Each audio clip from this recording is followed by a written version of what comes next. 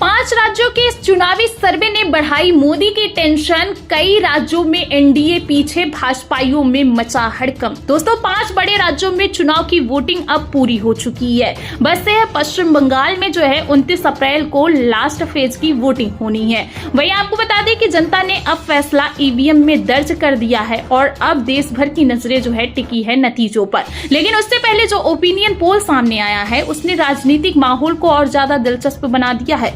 आइए एक एक करके 5 राज्यों के आंकड़ों को समझते हैं। सबसे पहले बात करते हैं तमिलनाडु की। यहाँ के आंकड़े साफ संकेत दे रहे हैं कि मुकाबला एक तरफा हो सकता है। डीएमके और कांग्रेस गठबंधन को करीब 156 सीटें मिलती दिख रही हैं। आप देख सकते हैं कि 156 डीएमके के खाते में जा रही है, वहीं एनडीए लगभग 54 सीटों पर सिमटता नजर आ रहा है। इसके अलावा टीवीके को जो है करीब 13 सीटें मिलने का अनुमान बताया जा रहा है। यानी अगर ये आंकड़े सही साबित होते हैं तो तमिलनाडु में एनडीए के लिए स्थिति काफी मुश्किल हो सकती है। अब दोस्तों चलते हैं पश्चिम बंगाल की तरफ। तो पश्चिम बंगाल की अगर बात की जाए तो यहाँ टीएमसी काफी मजबूत नजर आ रही है। ओपिनियन पोल के मुताबिक टीएमसी को करीब 208 सीटें मिल सकती हैं।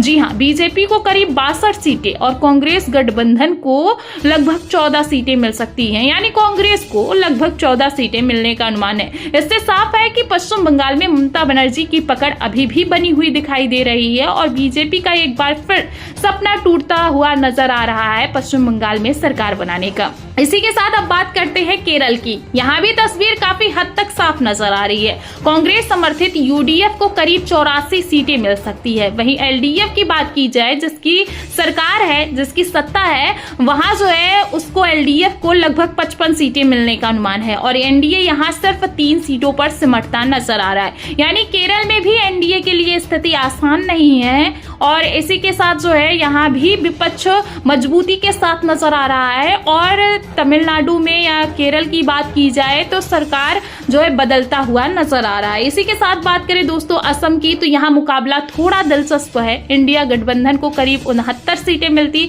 नजर आ रही है, जबकि एनडीए को करीब 48 सीटें मिलने का अनुमान है और एआईयूडीएफ को करीब 8 सीटें मिल सकती हैं। यहाँ पूरी तरह एक तरफा मुकाबला नहीं है, लेकिन आंकड़े बताते हैं कि बढ़त इंडिया गठबंधन की ही हो सकती है। अब बात करते हैं पुडुचेरी की, तो यहाँ भी कांग्रेस के नेतृत्व वाला इंडिया गठबंधन आगे नजर आ रहा है। उसे करीब 18 सीटें मिल सकती हैं, जबकि एनडीए को लगभग 11 सीटें और अन्य को 1 सीट मिलने का अनुमान है। अब अगर इन 5 राज्यों के आंकड़ों को एक साथ देखा जाए दोस्तों, तो एक बड़ा ट्रेंड सामने आता है। कई राज्यों में एनडीए को कड़ी टक्कर मिल सकती है और कुछ जगहों पर वह पीछे भी नजर आ रहा है। वहीं विपक्षी गठबंधन यानी इंडिया ब्लॉक कई राज्यों में बढ़त के साथ सरकार बनाता नजर आ रहा है, यानी कि बहुमत के साथ सरकार बनाता नजर आ रहा है। लेकिन यहाँ एक बात समझना ये भी जरूरी है कि ये सिर्फ ओपिनियन पोल के आंकड़े हैं। असली तस्वीर जो है, असली नतीजा जो है वो 4 मई को आएगा। तभी हमें पता चलेगा कि आखिरकार सरकार किसकी बनी है, सत्ता किसके हाथ में गई है। ये तो अभी जो है तस्वीर है दोस्तों, नतीजे उसी दिन साफ होंगे। कई बार ऐसा भी होता है कि सर्वे कुछ और बताते हैं और रिजल्ट कुछ और निकलता है। इसीलिए इन आंकड़ों को जो है अंतिम सच नहीं माना जा सकता, लेकिन ये जरूर है